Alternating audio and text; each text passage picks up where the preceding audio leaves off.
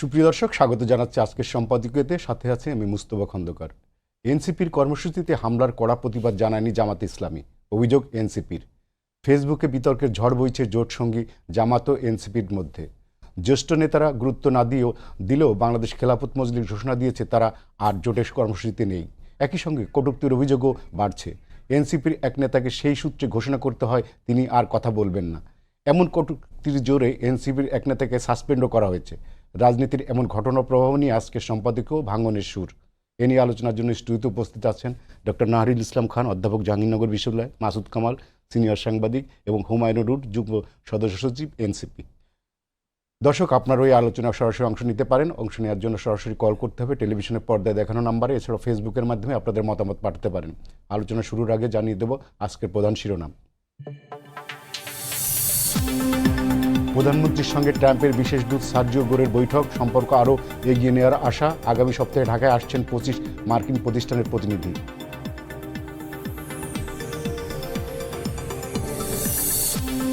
ঢাকায় ভারতীয় হাইকমিশনের সঙ্গে মার্কিন দূতের বৈঠক অপ্রত্যাশিত, বলছে জামাত।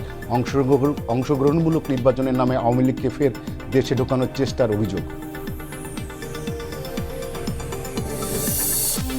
গোপন বন্দিশালার মাধ্যমে কায়েম করা হয়েছিল ফ্যাসিবাদ, দল হিসেবে দায় আছে আওয়ামী লীগেরও। স্বচ্ছতা ও আন্তর্জাতিক মান বজায় রেখে বিচারের ঘোষণা প্রসিকিউশনের।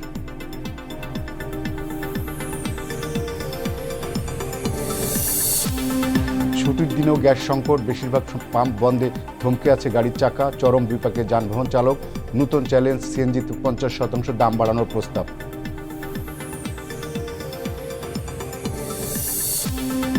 এবং বাংলাদেশ সহ 50 দেশের জন্য নতুন ভিসা নীতি চালুর পথে যুক্তরাষ্ট্র। সর্বোচ্চ $20,000 বন্ড জমার বিধান 3রা আগস্ট থেকে কার্যকর। অবৈধ অভিবাসন ঠেকানোই লক্ষ্য।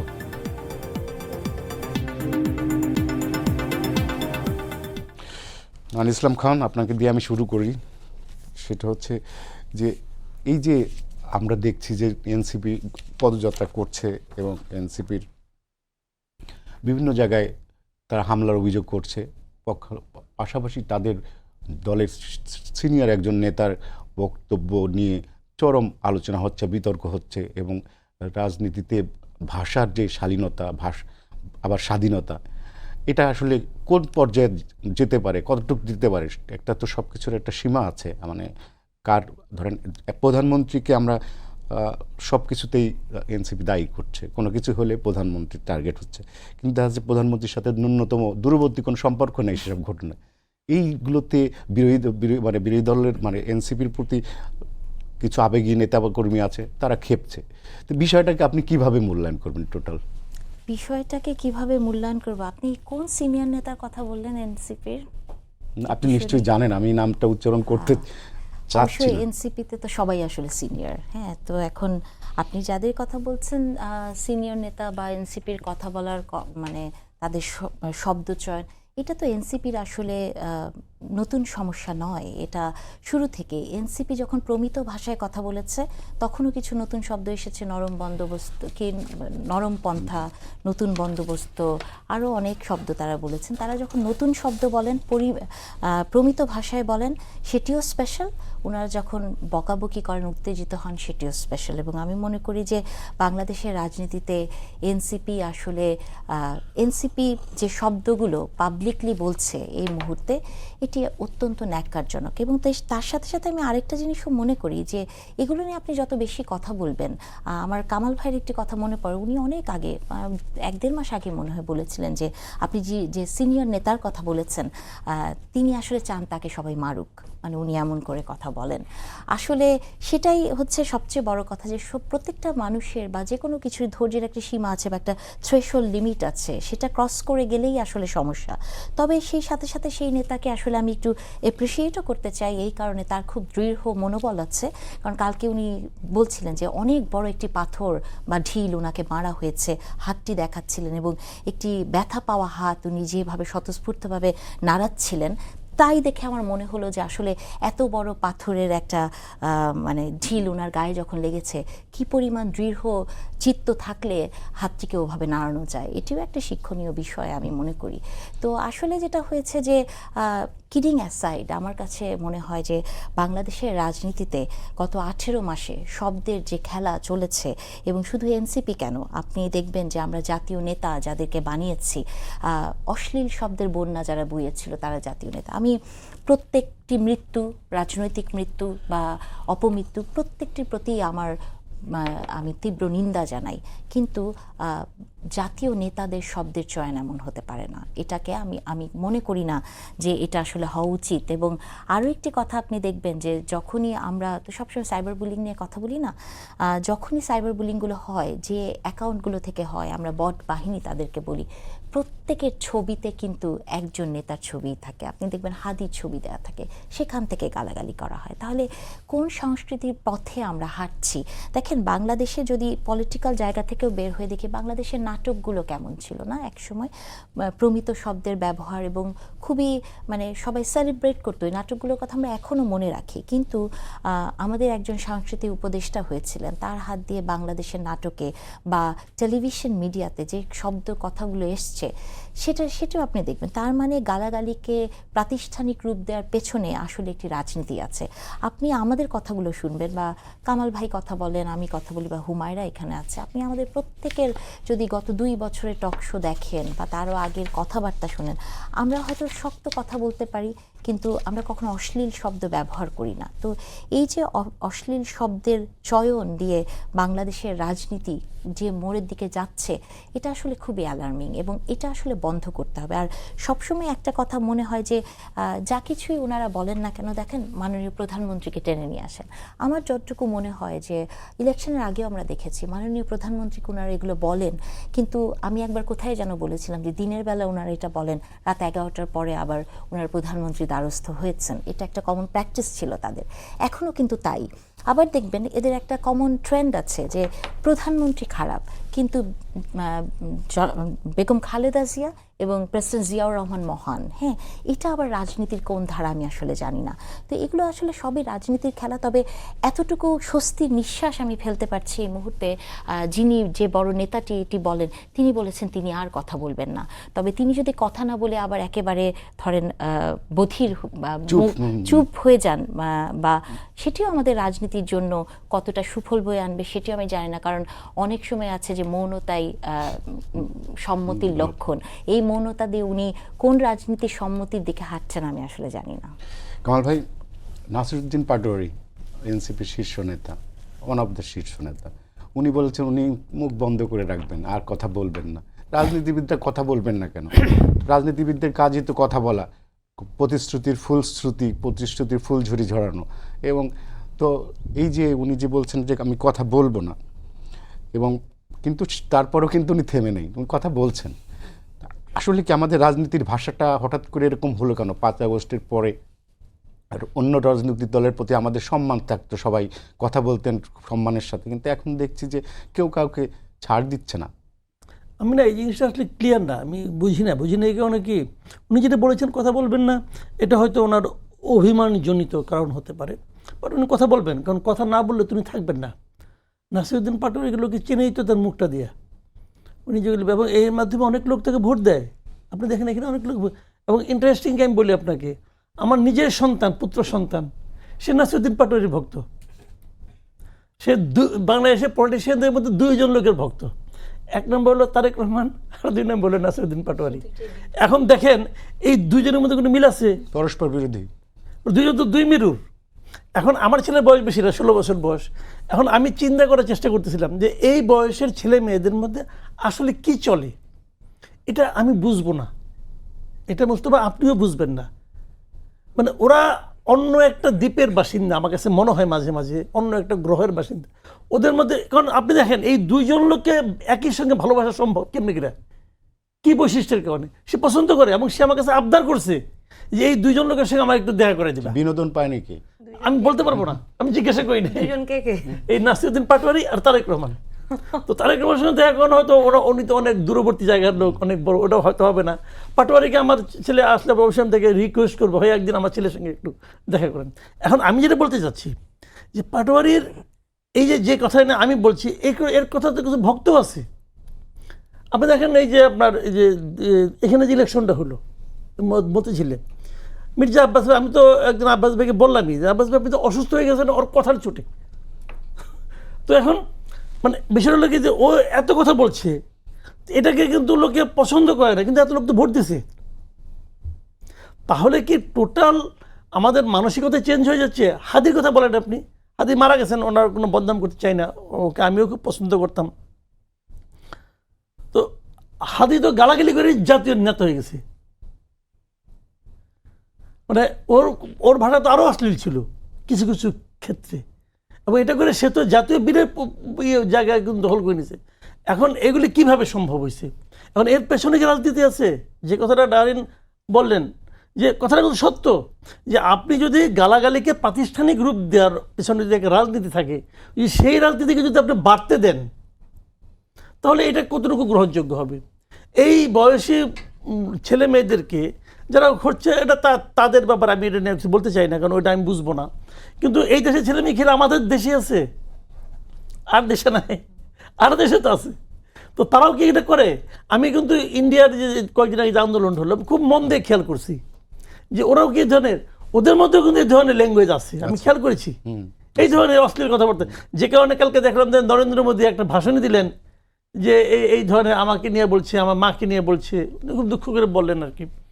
তো এটা কি বয়সের দোষ কিনা আমি জানি না, কিন্তু তার চেয়ে বড় কথা হলো যে নাসিরুদ্দিন পাটোয়ারি তার ওই বয়সের লোকটা, তার তো একটু বয়স হয়েছে না, তার কাছ থেকে তো আমি তার সময়ের যে এই বয়সের মনোযোগ আকর্ষণ করতে চান, এই বয়সে একজন লিডারের মতো কথা তো আমি আশাই করব।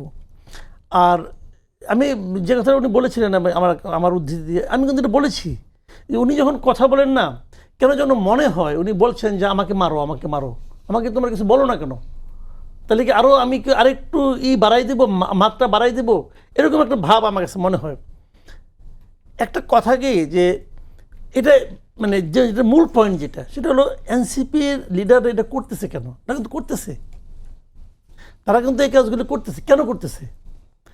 করার পেছনে আমার মনে হয় একটা কারণ আছে, সেই কারণটা আমার মনে হয় পরের টার্মে আমি বলি, পরের টার্মে একটা সুযোগ পাবো তখন আমি বলি। আচ্ছা, হুমায়রা নূর, আমরা দেখছি যে এই যে আপনাদের পদযাত্রাকে কেন্দ্র করে আপনাদের যে মোর্চা সঙ্গী, জোট সঙ্গী জামাত ইসলামী, তাদের সাথে আপনাদের এক ধরনের দূরত্ব বাড়ছে। সিনিয়র পর্যায়ে না বাড়লেও আমরা দেখছি যে পাল্টাপাল্টি বক্তব্য চলছে। ছাত্র শিবিরের সাবেক সভাপতি জাহিদ একটা পোস্ট দিয়েছে, তার পোস্টের রিপিটে মনিরা শারমিনও একটা পোস্ট দিয়েছে। সব মিলে কি জামাতের সাথে কি আপনাদের সম্পর্কে কোনো কারণে দূরত্ব বাড়ছে? ধন্যবাদ মুস্তফা ভাই আপনাকে, আমার সমালোচক, এবং আজকে আমাদের যারা দেখছেন সবাইকে সালাম এবং শুভেচ্ছা জানিয়ে শুরু করছি। আপনার প্রশ্নের উত্তরটা আগে দিব না ওনাদের প্রশ্নগুলো আগে খণ্ডন করব কথাগুলো? আপনার সুবিধা যেটা আপনি মনে। প্রথমে আসলে যে কথাগুলো ওনারা উল্লেখ করলেন একটা একটা করে আগে বলে তারপর আপনার কথাটা আসছি। আমি নেহরিন আপার সাথে ডক্টর অনেকগুলোই করা হয়েছে, এবং আপার কথা তো শুনি উনি মানে ইফ আই টার্ম হার যে শব্দের রানী, তাহলে আসলে এটা ভুল বলা হবে না। হ্যাঁ, ওনার দর্শকরাও খুশি হবে। তো মাঝে মাঝে আপাকে বলতে শুনেছি যে আপা যেটা বলতে চান যে আমরা নরম পন্থা বলেছি, এই কথাটা আমি এনসিপি না, জাতীয় নাগরিক কমিটিতে যখন জয়েন করেছি তখন থেকে আজ পর্যন্ত এই শব্দটা আমি কখনোই বলতে শুনি নাই। আমরা মধ্যপন্থার কথা বলেছি। তো আপা নরম করে মধ্যপন্থার কথা বললে যে মধ্যপন্থা নরম পন্থা হয়ে যাবে, ব্যাপারটা ঠিক এমন না। তো যেহেতু সামনাসামনি আছি, জিনিসটা কারেক্ট করে দিতে চাই। মধ্যপন্থার রাজনীতিটাই আমরা আসলে করতে চাই, এবং রাজনীতিতে আমাদের আশা, ধরেন আমি তো একেবারেই একজন পেশাজীবী মানুষ, আমার রাজনীতি করতে আসার উদ্দেশ্য কি? দেশে সুশাসন নিশ্চিত করা। যেই এক দফার দাবিতে এই গণ অভ্যুত্থান হয়েছিল, সারা বাংলাদেশের মানুষ রাজপথে নেমে এসে একটা অভ্যুত্থানকে সফল করেছিল, সেই স্বৈরশাসনের পতন করা, রাষ্ট্রীয় কাঠামোর পরিবর্তন করা, বিচার নিশ্চিত করা, আইনজীবী হিসেবে একজন মানুষের পাশে দাঁড়ানো, এইটুকুই আমার দাবি ছিল। এখন যাকে নিয়ে এত বক্তব্য, এত বিতর্ক, তার কথা মোস্তফা কামাল ভাই বললেন যে একটা গোষ্ঠী কিন্তু তার কথাকে সমর্থন করে, আরেকটা গোষ্ঠী যারা অনেক সবসময় শ্রুতিমধুর কথা শুনতে অভ্যস্ত, তারা ওনার কথাকে গ্রহণ করতে পারছেন না, স্বাভাবিক। আবার হাদির উল্লেখ করলেন, তো হাদির কথাও অনেকে পছন্দ করে, অনেকে পছন্দ করে না। একটা বিষয় একেবারে না দেখালেই না। হ্যাঁ, আপা বললেন যে বট আইডি যারা গালাগালি করে তারা তাদের আইডিতে ঢুকলেই নাকি প্রোফাইল পিকচারে হাদিকে দেখতে পায়। এটা দুঃখজনক, হ্যাঁ এটা দুঃখজনক। কিন্তু আপাকে একটু দেখাতে চাই, আপা তো এক পক্ষের কথা শুনলেন, বোন হিসাবে আমার কথাটাও যদি আপা শুনেন তাহলে হয়তো উনি জাজ করতে পারবেন রাইটলি। বটের কোনো পরিচিতি নাই। হ্যাঁ, আমি বিশ্বাস করি যে যারা এই ধরনের কাজ করে তারা রাজনৈতিক উদ্দেশ্য হাসিল করার চেয়ে তারা ব্যক্তিগত মানসিক বিকৃতির বহিঃপ্রকাশ ঘটায়। আপনি দেখেন, আমার একটা পোস্টে একজন ভদ্রলোক আমাকে মবর্গীয় গালি দিয়েছেন এবং খাট টাট এই ধরনের কথা উল্লেখ করেছেন। আমি মনে হয় মানে আমি তো জামাত শিবিরের মানে পছন্দের তালিকায় আমার কখনোই ছিল না, কিন্তু আমি একটা ধর্মীয় ব্যাকগ্রাউন্ড, আমার ফ্যামিলি মুসলমানের ফ্যামিলি থেকে বিলং করি দেখে আমি হিজাব করি ছোটবেলা থেকেই। আমার মতো মানুষকে এই ধরনের গালি দেওয়ার আগে দুবার চিন্তা করা উচিত। তার উপর আমি আইনজীবী। দেখেন এই আইডিটাতে আমি ঢুকি, আপনারা দেখেন কাভার ফটোতে কার ছবি বলেন তো? দেখা যাচ্ছে না দূর থেকে। এই যে জনাব তারেক রহমান, শহীদ রাষ্ট্রপতি জিয়াউর রহমান এবং বেগম খালেদা জিয়া, এবং এইরকম আমি আরো 100টা দেখাতে পারবো। দুঃখজনক হচ্ছে যে এরা এগুলো করে কি হাসিল করতে চায়। এগুলো এই যে ধরেন জামাত ইসলামের কেউ নাহরিন আপা কাজকে গালমন্দ করলো বা বিএনপির কেউ আমাকে গালমন্দ করলো, এটা করে তারা রাজনৈতিকভাবে কি কি হাসিল করবে, কি অ্যাচিভ করবে? আমার তো মনে হয় না যে এতে করে রাজনৈতিকভাবে কিছু অ্যাচিভ করার আছে। হ্যাঁ আছে। এটা তারা কখন এনকারেজ হয় এগুলো করতে জানেন? যখন রাতারাতি মাত্র 6 মাসও বিএনপি করে নাই এমন একজন লোক টকশোতে বসে স্ববর্গীয় গালি দিয়ে, এবং আজকে দেখলাম উনি পর্ন ভিডিওর সাথে রাজনৈতিক বক্তব্যকে তুলনা করছেন। তো আমার বাপের জন্য আমি জানি না, ধরেন আমার জ্ঞান বলে যে এটা সবচেয়ে খারাপ জিনিস, সেটার সাথে উনি তুলনা করছেন। তো এই ধরনের একজন ব্যক্তি আগে কি করেছে সেই কথা ধরেন বাদই দিলাম, প্রধানমন্ত্রীর ব্যক্তিগত সহকারী পিএস সে হওয়ার পরেও যখন এই ধরনের কথা বলতে পারে, তখন ওই যে আপনারা বলেন যে প্রধানমন্ত্রীকে কেন দোষ দেই, শুনেন উনি যখন নির্যাতিত হয়ে দেশ ত্যাগ করেন লন্ডনে, আমি ওনাকে সচক্ষে দেখেছি, উনি সোজাভাবে হাঁটতে পারতেন না। আমাদের কষ্ট লাগতো না? এখন বেগম খালেদা জিয়াকে সম্মান করি, উনি উনার ভাষার কারণেই কিন্তু সবার সম্মানের জায়গাটা অর্জন করেছেন। উনি দলমত নির্বিশেষে সবার সম্মানের জায়গাটা অর্জন করেছে। শহীদ রাষ্ট্রপতি জিয়াউর রহমান বাংলাদেশের এই বাকশাল যে সৃষ্টি করেছিল, সেই বাকশাল নির্মূল করা থেকে শুরু করে বাংলাদেশের মৌলিক কাঠামোগত সাংবিধানিক পরিবর্তন করার জন্য উনি একটা বড় ভূমিকা রেখেছিলেন। আপনি কি সেটা অস্বীকার করবেন? ওনাকে আপনি কেন কুক্ষিগত করতে চান দলগতভাবে? যদি প্রধানমন্ত্রীর ব্যক্তিগত সহকারী, যিনি প্রধানমন্ত্রীর একেবারে কাছে থাকেন, উনি বারংবার উনি ওনার কাছে পারমিশন নিয়ে নাকি নাসিরউদ্দিন পাটোয়ারিকে কোথায় সভা সমাবেশে যাইতে হবে, কি আশ্চর্য ব্যাপার। তো এই ধরনের আচরণ উনি যে বারবার উনি কোথায় কি করে, একদিন আমার সাথে উনি একটা শো থেকে জানেন যিনি নেই তার না আমি বলছি এখানে নাসিরউদ্দিন পাটোয়ারি তো নাই, তার বিষয়েও তো আমরা কথা বলছি। তার বিষয়টা আমি আপনাকে একেবারে উনার সামনেই বলতে পারবো, উনার বিষয়ই তো বলছি, অন এয়ার বলছি, আপনি ভেরিফাই করবেন। ধরেন উনি যে পাবলিক স্পেসে যে বক্তব্যগুলো দেন এবং যেইভাবে উনি হিংস্রতাকে প্রমোট করেন, এইগুলো করার পরেও যখন উনি এই ধরনের একটা পোস্ট পান, তখন অবশ্যই এই ধরনের আচরণ যেই ছেলে মেয়েগুলো করে রাজনৈতিক সহিংসতা কারণে আমাদেরকে অনলাইনে হ্যারাসমেন্ট করে, তারা আসলে এনকারেজড হয়। আপা যে বললেন আপা হ্যারাস হয়, আমি অবাক হয়ে দেখলাম যে প্রধানমন্ত্রী নিজে একজন ব্যারিস্টারের বাবা, অথচ উনার যে ওনার টিমের মধ্যে একজন নারীও নাই। আপা আছে বলেন? মানে আমি জানি না, আপার সময় হইলে আপা হয়তো আমাকে ইনফর্ম করতে পারবেন।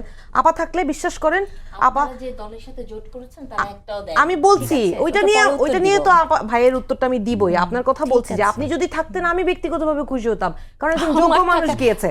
তাহলে মানুষ লেস এনকারেজ হইতো যে অসভ্য লোকদের প্রধানমন্ত্রী প্রশ্রয় দেয় না, এই কথার কারণে এই কথা বলেছি। শুধু এনসিপি প্রশ্রয় দেয় না, সেই জায়গায় তো আমি আসছি। এখন আমাদের অবস্থান কি? ধরেন এই ধরনের সিচুয়েশন যখন হচ্ছে, সামাজিক যোগাযোগ মাধ্যমে আমাদের দলের একজন কটু কথা লিখেছে, সাথে সাথে কিন্তু আমরা বহিষ্কার আদেশ দিয়েছি।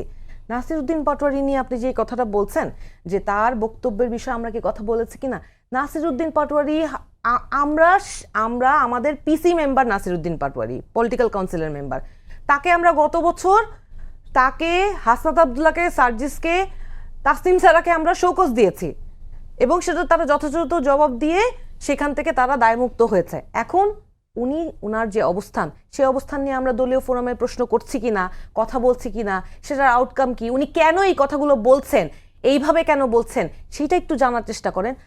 আমরা রাজনীতিটা করতে এসেছি ওই যে কথাটা বলা শুরু করলাম যে সুশাসন প্রতিষ্ঠা করার জন্য। আচ্ছা, সেই জায়গাটায় আপনি ধরেন জনাব জি.কে. গাউসের নামে গোয়েন্দা তথ্য 31 ডিসেম্বর 2024 জনাব জুলকারনাইন সাহের অনলাইনে প্রকাশ করেছে, স্পষ্টভাবে লিখেছেন যে উনি এলাকায় চাঁদাবাজি, দখলদারি, মামলা বাণিজ্য, নিজ দলের নেতাকর্মীদের নামে দমন পীড়নের জন্য মামলা ঠুকে দেয়া, এই ধরনের কাজ যে করেছেন সেইটা নিয়ে গোয়েন্দা রিপোর্ট জুলকারনাইন সাহেব প্রকাশ করেছে। আপনারা খুঁজে দেখতে পারেন, আমাকে বললে আমি এখন দেখাতে পারবো। সেই ভদ্রলোকের এলাকায় যে মানুষ নিষ্পেষিত হচ্ছে, সেই নিষ্পেষণ দমন করার জন্য আমার সরকার যদি ব্যবস্থা নিত, এবং সারা বাংলাদেশে যে কোনো জায়গায় মব ভায়োলেন্স, দেখেন আজকে প্রথম 6 মাসে 261 জায়গায় মব ভায়োলেন্স হয়েছে, 133 জন নিহত, 556 জন হচ্ছে আহত। আচ্ছা, আমি এইটা আপনার কাছে কন্ট্রোল আসবো। করার প্রথম যখন আসবো আপনার কাছে, আমি একটু চেঞ্জ করব, একটা লাইন শেষ করি। জি, please। প্রথম যখন কুষ্টিয়ায় মব ভায়োলেন্সে যখন নিজ দলীয় নেতাকর্মীদের পাওয়া গেল, ওই সময় যদি কঠোর আচরণ করতেন তাহলে আজকে আর এই দৃশ্য দেখতে হতো না। Physical violence is not comparable to verbal violence at all. কোনো আইন এটাকে সমর্থন করবে না। নাইন ইসলাম খান, আপনার আমি বরং ওর প্রশ্নের উত্তরগুলোই দেই, হ্যাঁ, মানে আপনি প্রশ্ন করার আগে। সেটি হচ্ছে যে ধরেন প্রথমে আমাকে হুমায়রা একটা সুন্দর বিশেষণে বিশেষায়িত করলেন, শব্দের রানী, খুব নাইস। কিন্তু ওই যে বললাম হাদির প্রোফাইল থেকে যা আসে, ধরেন আমাদের মতো মেয়েদেরকে লেখা হয় রাতের রানী। হ্যাঁ, আমি শেষ করি, আমিও তো পছন্দ করি না, আমাকেও তো শুনতে আমি হয়। কথা বলি নাই, আপনি তো অনেক কথা বললেন, কথা শুনতে হবে। আমি মনে হয় সেদিনও শুনলাম কেউ আপনাদের দলের কাউকে বলছিল যে কথা শোনার একটা প্র্যাকটিস, এটা করা উচিত হুমায়রা। হ্যাঁ, সেটা হচ্ছে হুমায়রা বললেন যে বটের পরিচয় নাকি নাই। আমরা কি দেখি নাই যে কোনো রাজনৈতিক দল স্বীকার করেছেন তারা বট বাহিনী পালেন? করেছেন তো। হুমায়রা আমাকে ওই শব্দের রানী দিয়ে উনি খুব সুন্দর করে বললেন উনি নাকি নরম পন্থা কখনো শোনে নাই। আমার ধারণা হুমায়রারা যেগুলো বলেন, হুমায়রারা হয়তো যেগুলো ওনারা কাগজে লেখেন, ওনারা কখনো সেটা পড়েন না। হ্যাঁ, বলার জন্য বলেন। দেখেন, আমি জাস্ট উনি বলার পরে আমি গুগল করলাম যে এনসিপি কি নরম পন্থা কখনো বলেছে। রিপ্লাই যে স্ক্রিনশট রেখে দিচ্ছে, দেখেন এখানে লেখা, সাম্প্রতিক রাজনৈতিক প্রেক্ষাপটে নাগরিক পার্টি, ন্যাশনাল সিটিজেন পার্টি মধ্যপন্থা বা নরম পন্থা শব্দটি ব্যবহার করেছেন। মধ্যপন্থা, এখানে নরম পন্থা যদি লেখা থাকে আপনি পড়ে দেখতে পারেন। আপনি একটু বলেন যে ঠিক কোন দিন আমি শেষ করে আপনার যখন সময় হবে, আপনার যখন সময় হবে তখন আপনি বলবেন কাইন্ডলি, ঠিক আছে? এটা একটা ভদ্রতা এবং সেটা বজায় রাখাটা না, এটা আপনার দেখাতে হলে আপনাকে কথা বলার প্রয়োজন নেই। আপনি আমাকে প্রশ্ন করেছেন, উত্তর দেইনি। আচ্ছা, আপনাকে শেষ করতে দেন। শিক্ষা দেন, আপনি একটু সহিষ্ণুতা আপনি আমার কথার মাঝখানে, এটা একটা টক শো এবং সবার জন্য নির্ধারিত সময় থাকে। তো পরমত সহিষ্ণুতা আপনি যখন আমার মনে হয় হুমায়রা বলুন, আমার মনে হয় আপনি একটু থামেন, ওনাকে শেষ করে আপনাকে আসবে। আমার মনে হয় না যে এরকম করে ধরেন আপনি সবসময় এই ঘটনাগুলাই ঘটে, অর্ধেক কথা তারা বলে দেয়। এবং উনাকে যে প্রশ্নটি আপনি করেছেন সেটার উত্তর কিন্তু উনি দেন নাই, উনি অন্য কথা সময় বলেছেন। শেষ হয়ে গেছে, পরে দিব কথা, মানে কি বলবো আর। এগুলো হচ্ছে এক ধরনের ট্যাকটিক্স যে আপনাকে আপনার ফোকাস পয়েন্ট, মানে আপনার ফোকাল পয়েন্ট থেকে দূরে সরিয়ে ফেলা যখন আপনি কথা বলবেন। যে কথাটি বলছিলাম নরম পন্থা, এটি আমি বলতে পারি এনসিপি যখন ওনারা নতুন পার্টি হিসেবে আসলেন, সেদিন প্রথম অনেক পেপারে তারা তাদের যে আইডিওলজি বা যেগুলো ছাপা হয়েছিল, আপনি দেখবেন নরম পন্থা সেখানে ছিল, এটি আছে। এবং এখানে লেখা আছে, গুগল নাকি কখনো সত্য বলে না। আমি যেটা রেফারেন্স থেকে দেখেছি, হুমায়রা পরে বাসায় যে একটু চেক করলে ভালো হবে। আচ্ছা, এরপরে যেটা বললেন যে বটের কথা বললাম, হুমায়রা একটা কথা বললেন, সেটা আমি নারী হিসেবে তীব্র প্রতিবাদ জানাই। উনি বললেন উনি ইসলাম ধর্ম পালন করেন, উনি হিজাব করেন এবং উনি আইনজীবী, উনাকে কি এসব গালি দেওয়া যায়? তার মানে হুমায়রা নিজেকে একটি উচ্চমার্গীয় নারী হিসেবে দেখছেন, যার একটি লেবাস আছে হিজাব, যার একটি ধর্মীয় পরিচয় আছে। কিন্তু বাংলাদেশে যে হিন্দু মেয়েটি বা যে মেয়েটি গার্মেন্টসে চাকরি করে, যে হুমায়রার মতো অত শিক্ষিত আইনজীবী না, তাকেও কি আপনি বুলিং করার রাইট রাখেন?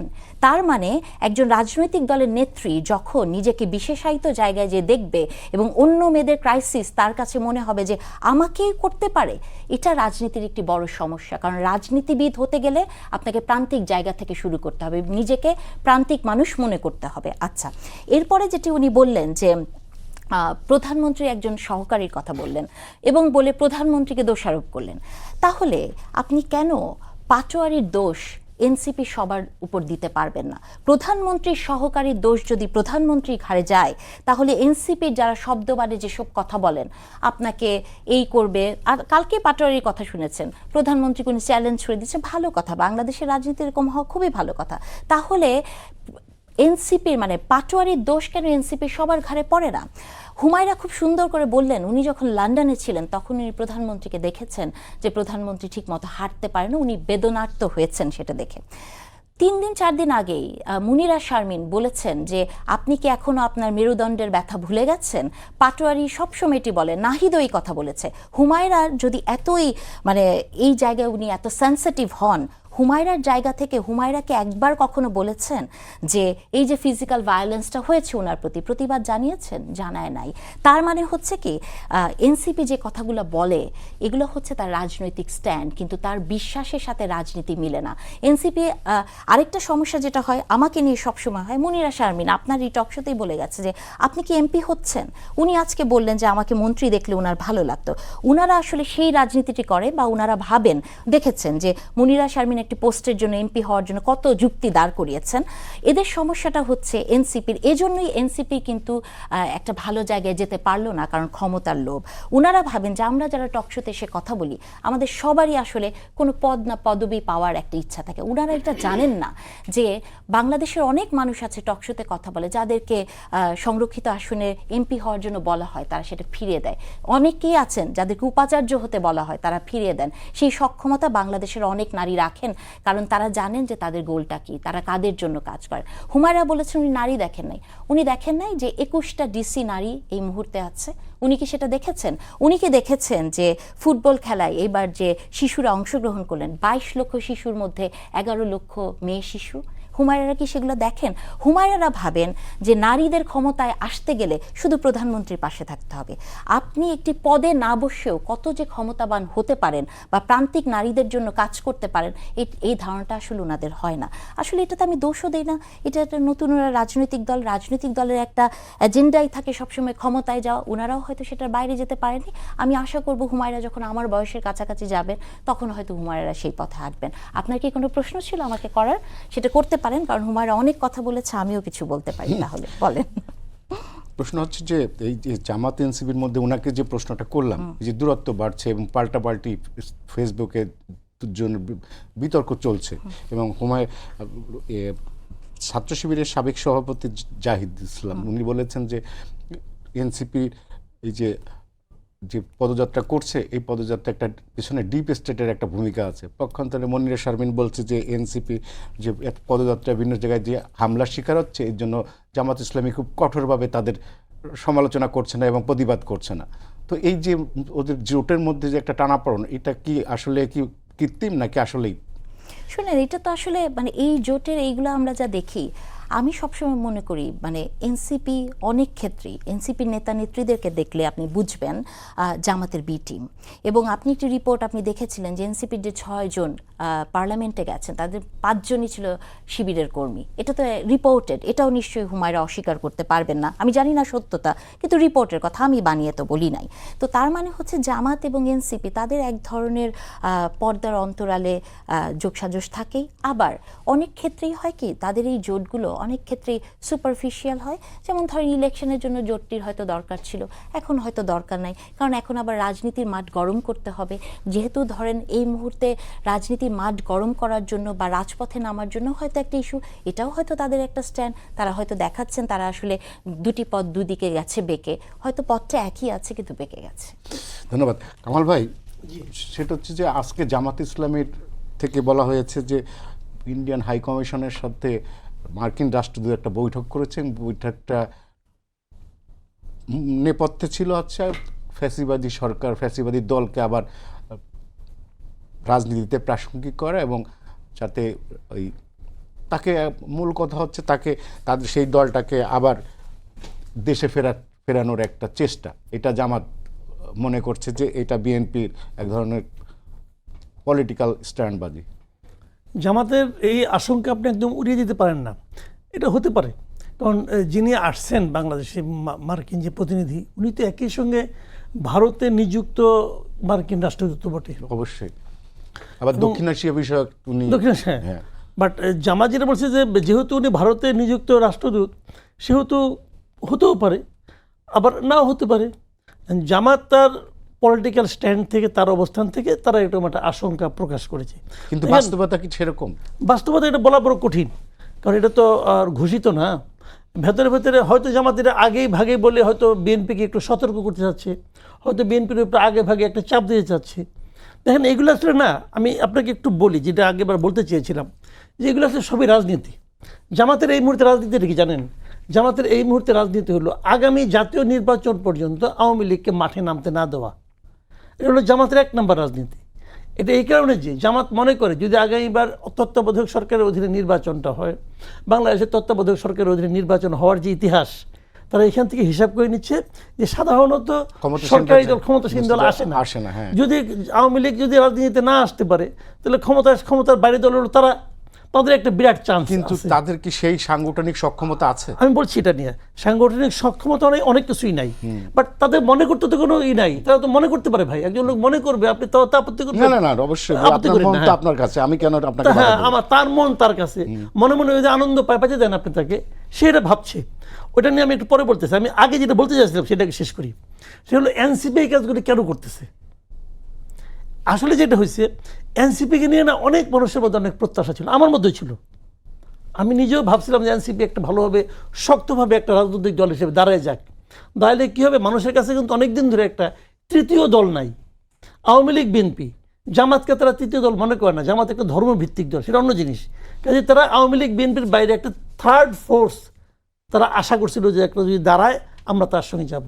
এনসিপি সেই সম্ভাবনা নিয়ে কিন্তু আসছিল, কিন্তু এরা খুব দ্রুত, মানে জন্ম নেওয়ার আগেই তারা ক্ষমতার স্বাদ পেয়ে গেছে। ইন্টারিমের সময় তারা আগেই ক্ষমতার স্বাদ পেয়ে গেছে, এবং তারা কিন্তু ক্ষমতাধর মানে দল হিসেবে কিন্তু বিরাজ করত। বিভিন্ন উপজেলায় সব জায়গায় তারা কিন্তু দাপটের সঙ্গে ছিল। এটা আক্ষেপ করে একবার পার্লামেন্টে হাসনাত আব্দুল্লাহ বলেছিল। আচ্ছা, তো তারা ওই স্বাদটা পাওয়ার কারণে তারা ওই স্বাদটা ছাড়তে চায় নাই বলেই নীতিগত কোনো মিল অন্তত পক্ষে দৃশ্যত না থাকা সত্ত্বেও, ভেতরে ভেতরে কী আসলে বাদ দেন, গুপ্ত শব্দটা তো আমাদের এখানে এখন বহুল প্রচলিত হয়ে গেছে, কে কোথায় গুপ্ত আমি জানি না, কিন্তু দৃশ্যত তাদের সঙ্গে জামাতের রাজনৈতিক কোনো মিল নাই। তারপরেও তারা কিন্তু জামাতের সঙ্গে যে করছে, মানে জোট করছে কেন? একমাত্র ওইটাই যে ক্ষমতার যে স্বাদ তারা পেয়েছে, সেই স্বাদ থেকে তারা বেরোতে চায় না। এবং এইটা করতে গিয়ে দলটা আসলে সুইসাইড করছে, এটা আমার বিবেচনা। আমি এভাবে ভাবি যে মানুষ করছে কি চট করে, মানুষ কিন্তু মানুষ কী করে জানেন, মানুষ কিন্তু দেখে আপনি কি বলেন আর কি করেন। যখন না মিলে তখনই আপনার নামের সঙ্গে হিপোক্রেট শব্দটা যুক্ত হয়ে যায়। তো ওরা যখন দেখছে যে এই ছেলে মেয়েগুলো আগে কি ছিল, 1 বছরের মাথায় কি আলাদিনের চেরাক পাইলো যে এত চেঞ্জ হয়ে গেল। একজন লোক রিক্সায় চড়তে পারতো না, সে এখন কোটি টাকার গাড়িতে চড়ে। তো এই ব্যাখ্যাগুলো তারা এখন পর্যন্ত ক্লিয়ার করতে পারে না। হান্নান মাসুদ আগে কি ছিল, এখন কি, এখন ফেরি চলে গেছে, ফেরি ফেরত নিয়ে আসে। ও যদি মন্ত্রী বানায় সে প্লেন ফেরত নিয়ে আসবো, সমস্যা নাই কোনো, আমাকে নিয়ে যাও, আসো, আমি এমপি, আমার অনেক গুরুত্বপূর্ণ কাজ আছে। তো এই যে বাংলাদেশে কি ভাই আমরা আর আগে এমপি দেখি নাই, তো ওনার নামে যেগুলো হচ্ছে, তো এই লোকগুলিকে নিয়ে মানুষ কিন্তু এখন হতাশ। এই হতাশার থেকে ওরা কিন্তু বুঝে, ওরা তো নিজেরাও বুঝে এই ছেলে মেয়ে এগুলো কিন্তু মেধাবী। আমি আবার এটাও বলি, আমি কিন্তু এনসিপিকে যখন আমি শুনি আমার সঙ্গে এনসিপির কী আছে, আমি খুশি হই। খুশি এগুলো জানেন, এরা আবার লজিক দিয়ে কথা বলতে পারে, এদের সঙ্গে কথা বলে আমি খুব আরাম পাই। যে মানে মনে করেন আমি দিলাম লজিক, তারা লজিক গোড় তুমি করে না, এটা খুব ভালো।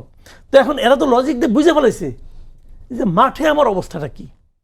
মাঠে ওনাদের কোনো অবস্থা নাই, এবং সেই জায়গাটাতে যে বিশেষ করে আপনার এই ঢাকা দক্ষিণের যে স্থানীয় নির্বাচনে ওনাদের যে সবচেয়ে বড় যিনি গুরুত্বপূর্ণ নেতা একজন আসিফ মাহমুদ সজীব, অর্থনৈতিক কারণেও সে গুরুত্বপূর্ণ।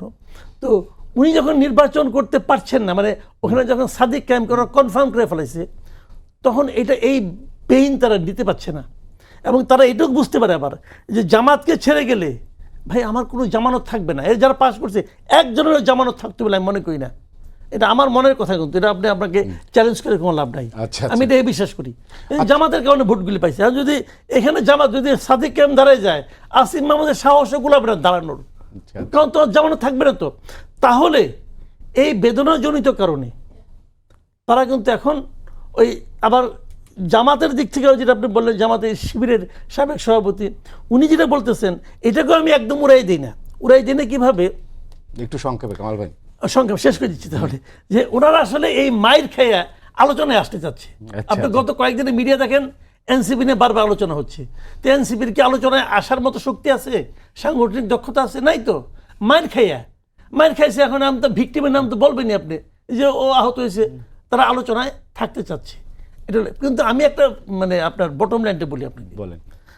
বিএনপি, জামাত, এনসিপি এদের একটা জায়গায় রাজনীতিতে ঐক্য আছে, বিরাট ঐক্য। সেটা আওয়ামী লীগের সেটা হলো আওয়ামী লীগের বিরুদ্ধে, আওয়ামী লীগকে আসতে দেবো না।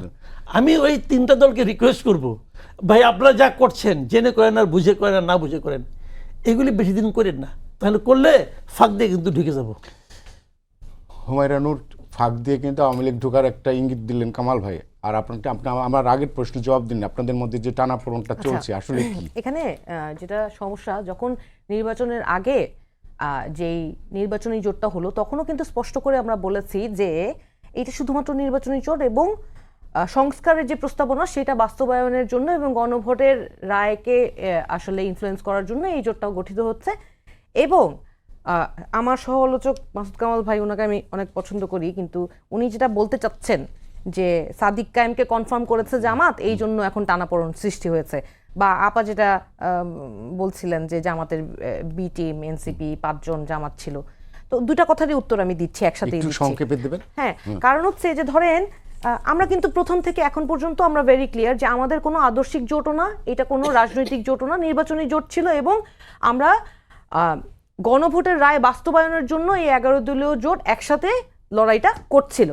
কিন্তু স্থানীয় সরকার নির্বাচনে দক্ষিণে থেকে যে আসিফ মাহমুদ সজীব ভুঁইয়া যে লড়াই করবেন এবং এনসিপির কারা কারা প্রার্থী হবেন, সেটা কিন্তু আমরা সব দলের আগে প্রকাশ করেছি। এবং আমরা যে স্বতন্ত্র নির্বাচন করব, সেইখানে যে জোটগতভাবে নির্বাচন করব না, সেইটাও আমরা আগেই প্রকাশ করেছি। এবং বারবার আমরা এটা ক্লিয়ারলি এক্সপ্লেইন করছি যে আমরা আমাদের রাজনীতিটাই করব, আমরা এনসিপির রাজনীতি। এখন মজার ব্যাপার হচ্ছে, ওনারা বলতে চান যে আমরা এই বিতর্কটা তুলে দিচ্ছি রাজনীতির মাঠ গরম করার জন্য। বিতর্ক তো আপনারা তুলে দিচ্ছেন, আমরা তো শুরু থেকে একই কথাই আছে যে আমরা আমাদের রাজনীতিটাই করছি।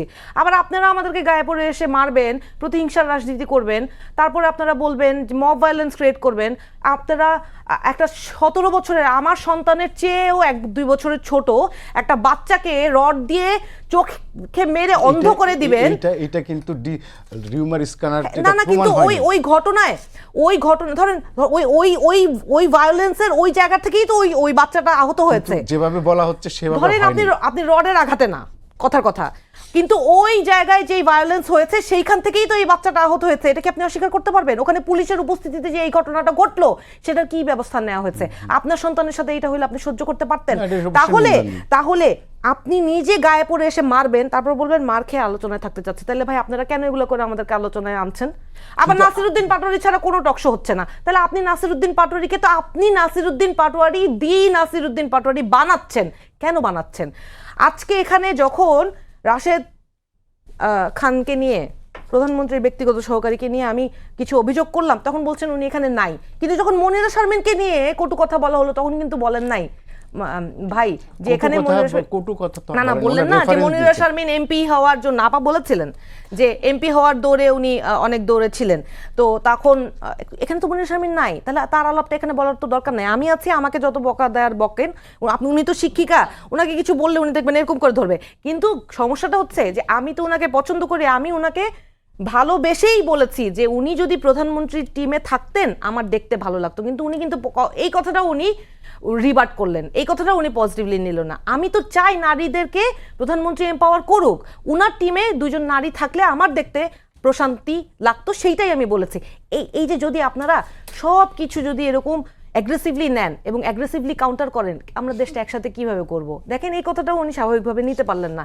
কিন্তু এই যে আমি সৎ উদ্দেশ্যে একটা কথা বললে আপনি যদি এরকম করেন, তাহলে ওই নাসিরউদ্দিন পাটোয়ারির ভাষাটাই হয়তো আমাদেরকে ব্যবহার করাটাই আপনারা পছন্দ করেন, কারণ ওটা করলে আপনাদের একটু টকশো করার সুযোগ হয়, ওটা নিয়ে দুটা আবার কাউন্টার রিবাটল দেওয়ার সুযোগ হয়। এই রাজনীতি ঠিক না। জামাতে ইসলামের সাথে আমাদের রাজনীতির যে প্রশ্নটা, সেইটা রাজনীতি আমাদের আলাদাই ছিল। এখন আপনারা এটা নিয়ে আলাপ আলোচনা করে যেতে পারেন, কিন্তু আমাদের অবস্থান সবসময় স্পষ্টই ছিল। আচ্ছা, আরেকটা কথা যেটা বলতে চাচ্ছিলাম যে প্রধানমন্ত্রী যাকে ব্যক্তিগত সহকারী অ্যাপয়েন্ট করেছেন উনি কিন্তু জামাত ইসলামের শিবিরের সাথী ছিল। শিবিরের সদস্য হওয়ার চেয়ে কিন্তু সাথী হওয়া অনেক কঠিন, শুনেছি, জানি না। রাশেদ খানের কথা বলছেন আপনি? জি, উনি শিবিরের সাথী ছিলেন, তা প্রধানমন্ত্রী ওনাকে এত বুকে টেনে নিলেন, অথচ এনসিপির ছেলেমেয়েরা আমরা এই তথ্যটা আমাদের কাছে নতুন আসলে। না ওইটা আপনি যাচাই করে দেখবেন। আচ্ছা নাহিদ ইসলাম খান, সেটা হচ্ছে যে এই যে প্রশংসা, আপনাকে প্রশংসা করছে, আপনি কি অন্যভাবে নিলেন বিষয়টা, এটা কেন? আপনার কি মনে হলো যে আমি অন্যভাবে নিয়েছি? এখন সমস্যাটা হচ্ছে সেটা যে যখন আপনি একটি যুক্তি দিবেন তার আড়ালে কি আছে সেটা ধরে আমি যখন উত্তর দিব তখন আপনার কাছে মনে হবে যে আমি আপনাকে অ্যাটাক করছি। এটাই আসলে তাদের রাজনৈতিক পরিভাষা। এবং এটাকে কেন উনি অ্যাটাক বললেন, আর উনি বললেন আবার এটাও বললেন যে আমি শিক্ষিকা, আমি এভাবে বলি। উনি আইনজীবী দেখেই মনে হয় তো মারপ্যাচ দিয়ে কথা বলেন। হ্যাঁ, এটাও হতে পারে। আসলে যে কথাগুলো ওনারা বলেন বারবার যে জামাতের সাথে তাদের আদর্শিক কোনো রাজনীতি জোট করেননি, ওনারা রাজনৈতিক জোট করেননি, ওনারা আসলে করেছেন ক্ষমতার জোট, ওনারা স্বার্থের জোট করেছেন, এবং এটাই স্বাভাবিক, ওনারা এটাই করেন। এই যে ভায়োলেন্সের কথাগুলো বলছিলেন, আপনি বলছেন ফ্যাক্ট চেকিংয়ে, হ্যাঁ এটা অত্যন্ত দুঃখজনক। যে কেউ যে কোনো জায়গায় শারীরিকভাবে লাঞ্ছিত হলে এটা দুঃখজনক, কিন্তু ওনাদেরই তো আসলে ওনাদের জনসভাটা আসলে খুবই কেয়ারফুলি মনিটর করা দরকার, কারণ ওনাদের জনসভাতে অনেক সময় অস্ত্র আবার লাঠি হয়ে যায়, আপনি দেখেছেন তাই না? আচ্ছা, তো তারপর যেটা হচ্ছে উনি আমি কেন টিমে নাই এটা নিয়ে উনি খুব দুঃখ করছেন। নারী কিন্তু কিছু নারী বা কিছু মানুষ পর্দার আড়ালে থাকে। আমি যেমন প্রধানমন্ত্রীর এডুকেশন টিমে আছি, বিএনপির এডুকেশন টিমে অনেক দিন ধরে কাজ করছি। লার্নিং উইথ হ্যাপিনেস, যেটা বিএনপির একটি ফ্ল্যাগশিপ, যেটি ক্লাস 6-এর বাচ্চাদের বই হিসেবে যাবে, সেটি প্রস্তাবটা আমার দেওয়া, নামটিও আমার দেওয়া। তার মানে আমরা আসলে কাজ করি, কিন্তু হয়তো পর্দার অন্তরালে করি, আমরা হয়তো সেই জায়গায় যেতে চাই না। আচ্ছা, আরেকটা যেটা হচ্ছে উনি রাশেদ খানের কথা বললেন যে শিবিরকে প্রধানমন্ত্রী তো সবার প্রধানমন্ত্রী তো সবাইকেই বুকে টেনে নিবে। প্রধানমন্ত্রীর কাছে তো শিবির আর প্রধানমন্ত্রীর কাছে তো এনসিপি আলাদা কোনো কিছু না। হ্যাঁ, তারপরেও যদি আমি বলি যে প্রধানমন্ত্রী মানে উনারা কাউকে বুকে তুলে নিলে কোনো সমস্যা নাই। উনারা যেমন ধরেন ইশরাক নাকি একজন যাকে খুব বিএনপি চাঁদাবাজ বলা হতো, তারা যখন উনাদের দলে গেলেন তখন ওনারা ফেরেশতা হয়ে গেলেন। উনারা যদি কাউকে বুকে তুলে নেয় তাহলে আপনার বুঝে নিতে হবে যে তারা আসলে ফেরেশতা হয়ে যাচ্ছে। সো এনসিপি যদি কখনো আমার প্রশংসা করেন বা আমাকে যদি কোনো ভালো কথা বলেন বা আমাকে অ্যাপ্রিসিয়েট করেন, তাহলে আমাকে বুঝতে হবে আমি এই জাগতিক জায়গা থেকে ঊর্ধ্বে যে আমি আসলে মহান কিছু হয়ে যাচ্ছি, আমি নিজেকে গর্বিত মনে করি। কামাল ভাই, আমার হাতে সময় নেই, আপনি আমাকে জাস্ট শেষ 1 মিনিট দিন জাস্ট। কামাল ভাই, সেটা হচ্ছে যে এই যে রাজনীতির দিকে যেসব হচ্ছে, এই যে পাল্টা পাল্টি, আপনি বলছেন যে এটার মাধ্যমে আওয়ামী লীগ যদি চলে আসে এটা অবাক হওয়ার কিছু থাকবে না, কিন্তু বাংলাদেশের মানুষ আওয়ামী লীগকে কি আবার একসেপ্ট করবে? আপনার কাছে কি মনে হয়? আমি আসলে আওয়ামী লীগ চলে যদি আসে এটি বলছেন, একটু ভুল আছে। আমার ভুলটা হলো আওয়ামী লীগ আসবে অটোমেটিক্যালি আসবে। এই ঘটনার মাধ্যমে আসলে আওয়ামী লীগের আশাটা ত্বরান্বিত হতে পারে, আমি ওই আশঙ্কাটা করেছি। আচ্ছা, আসবে কেন সেটা আমি বলি। মূল ঘটনাটা হলো, দেখেন আওয়ামী লীগের পতনের পর ইউনূস সরকার আসতো না। ইউনূস সরকার যদি দেশটাকে ভালোভাবে চালাতে পারত তাহলে আওয়ামী লীগের মানে প্রত্যাবর্তন অনেক দূরে চলে যেত, অনেক দূরে। আবার এই সরকার আছে, এই সরকার যদি দেশটাকে ভালো চালাতে পারে তাহলে আওয়ামী লীগের প্রত্যাবর্তন আবার দূরবর্তী হয়ে যাবে। হিসাবটা হলো এখানে যে ওই দলটা যে ফিরে আসবে, বাংলাদেশে যেটা হয় কারো ফিরে আসা, কারো বিজয়ী হওয়া, এটা তার যোগ্যতার উপর নির্ভর করে না, নির্ভর করে হলো যারা নাকি এক্সিস্টিং যারা আছে তাদের ব্যর্থতার উপর। সোজা হিসাব ভাই, মানুষ বাজারে যায় কিন্তু কম্পেয়ার করে। এইটা ওই সময় এত দেখেছি, আপনি যুক্তিতে বুঝাইলেন যে ভূ রাজনৈতিক কারণে এই দামটা বাড়া উচিত, মানুষ বুঝবে না। মানুষ বুঝবে তো ওরা চুরি করছে, তাও তো এত টাকা দাম কিনছি, এখন তো পাই না, তাহলে তুমি আরো বেশি কিছু করতেছো। এটা ডিপেন্ড করবে।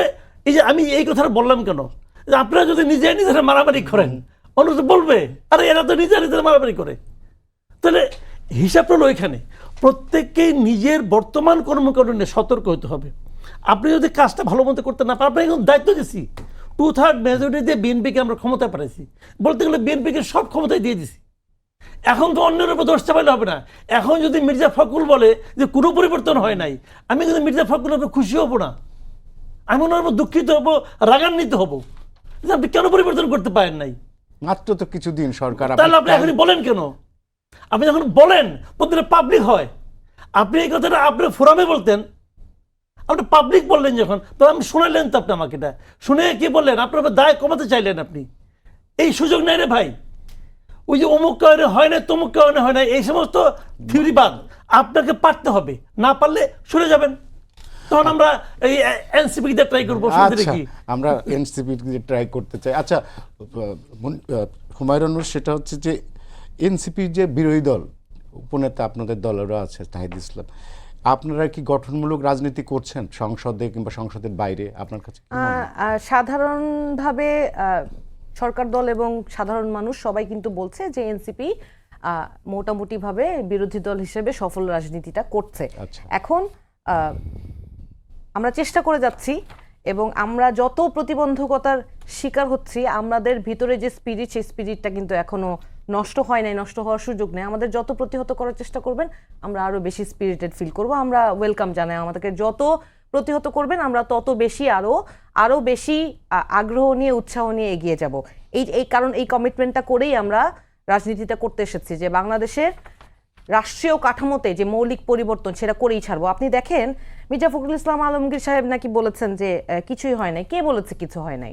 মাত্র 180 দিনও হয় নাই সরকারের, সমস্ত জায়গায় দলীয় পদায়ন হয়েছে, কোনো জায়গায় বাদ নাই। যে সরকার ক্ষমতায়, সে তো তার মতো করে তাহলে যদি এরকমই হবে, যদি এইটা তো আপনারা ক্ষমতা আসলে কি বিএনপি কাউকে নিয়োগ দিতেন কিংবা এইটা এখনো তো আমরা তো ক্ষমতায়, ওই যে বললেন আমরা তো ক্ষমতার কাছে নাই, সুতরাং করতাম কিনা, যদি আমাদের ইশতেহারে থাকতো, যদি ইশতেহারে থাকতো যে আমরা দলীয়করণ করব না, তাহলে আমরা নিশ্চয়ই করতাম না। করলে তো আপনারা প্রশ্ন করতেন। এই যে দেখেন, আজকে ডেইলি স্টারে লিখেছে যে রাষ্ট্রীয় 12 পদে দলীয় নিয়োগ 31 দফার প্রতিশ্রুতির সাথে সাংঘর্ষিক। বিএনপি শুরুই করলো 1 নম্বর দফার সাথে, এক যে সংস্কার পরিষদ করবে সেই দফার সাথে সাংঘর্ষিক আচরণ করে। বিএনপি শুরুই করলো দলীয়করণ না করার প্রতিশ্রুতি ভঙ্গ করে, সব জায়গায় জেলা প্রশাসক নিয়োগ করা থেকে শুরু করে। এই যে আপা বললেন যে আপা পদে না থেকেও অনেক কিছু করতে পারেন, আপা যে কন্ট্রিবিউশন করলেন সেটার জন্য আমি খুশি। কিন্তু ধরেন আমি তো এনসিপি করি, এই সুযোগটাকে আমি অন্য দলে থাকার কারণে আমার যতই যোগ্যতা থাকে আমি পেতাম না। এবং এখানে আপা এই কথাটা বললেন যে বিশেষায়িত ভাবে আমি নিজেকে দেখার কথা বলেছি বটবাহিনী দ্বারা অ্যাটাকের ক্ষেত্রে, না, সামাজিক দৃষ্টিভঙ্গিতে একজন পর্দানসীন নারী তো অন্যদের চেয়ে মানে মানুষ মনে করে যে ও পর্দা করে মানে হচ্ছে ও কম হ্যারাসড হবে, এটা তো আমাদের দৃষ্টিভঙ্গি, সমাজের দৃষ্টিভঙ্গি। তারপরেও কিন্তু আমার মুক্তি নাই। কেন? কারণ আমি রাজনীতি করি। তাহলে এই অপরাধে আমাকে শুধুমাত্র, আমি কারোর সাথে আলাদা করছি না, তাহলে 10টা নারীর কি অবস্থা হয়, আমি সেই জায়গা থেকে বলেছি যে আমার এই অবস্থা হলে অন্যদের কি অবস্থা হয়। এই ভুলটা ভাঙিয়ে দিতে চাই যে হুমায়রা যেটা বললেন যে উনি এত এই সুযোগটা পেতেন না। বিএনপি যে পলিসি টিম আমরা কাজ করছি, বিএনপি যে পলিসি টিম আমরা কাজ করছি, এটা বিএনপি সরকার গঠনের পরে না, এটা বিএনপির আগে এবং বহু বছর ধরে আমরা এই কাজটি করছি। ওকে, আমাদের হাতে সময় নেই। হুমায়রা নূর, মাসুদ কামাল এবং নাহারিন ইসলাম খান, আপনাদের তিনজনকে ধন্যবাদ। দর্শক, এই ছিল আজকের সম্পাদকীয়তে। আগামীকাল আবার দেখা হবে একই সময়। শুভরাত্রি সবাইকে।